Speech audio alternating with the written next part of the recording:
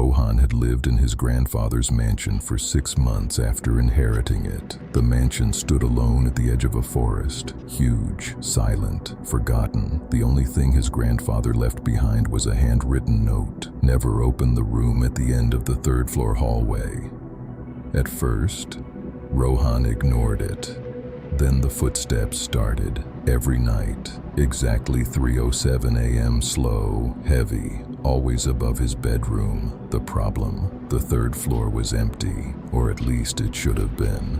One night Rohan decided to find the source. He climbed the stairs with a flashlight. Dust covered every inch of the hallway. No footprints, except one set, fresh footprints, leading directly toward the forbidden room. At the end of the hall stood a chained wooden door. The chains moved slightly, as if someone had touched them moments earlier. Then he heard it, a whisper: "Help me." Rohan froze. The voice sounded exactly like his grandfather, the same grandfather who had died a year earlier. The whisper came again: "Please, let me out." Shaking, Rohan broke the chains. The door opened. The room was empty. No furniture, no windows, only a single wooden box. Inside were dozens of old photographs. Every photograph showed his grandfather standing beside different people. Every face had been scratched away, except his grandfather's. Then he found the final photograph, his grandfather standing beside him. The photograph was dated 20 years before he was born. The door slammed shut.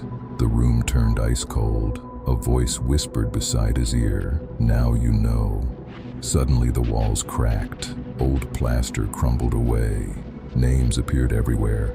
Thousands of names, covering every wall, every ceiling, every corner. One name stood larger than all the others: Rohan Sharma. Beneath it was a date: tomorrow. The next morning, Rohan searched Old Town records. After hours of digging, he uncovered a terrifying secret. His grandfather wasn't part of a family. He was part of a lineage. For over a century, one caretaker had lived inside the mansion. Their only duty was to keep the room locked. Each caretaker eventually disappeared, and before disappearing, their name appeared on the wall, always at the bottom, always last. Every caretaker who opened the room became trapped inside it. That night, 3:07 a.m. The footsteps returned. They stopped outside his bedroom. 3 slow knocks echoed through the house. Rohan opened the door. Nobody was there, only a note written in his grandfather's handwriting: "Your death was never scheduled. The room chose you instead." The lights went out.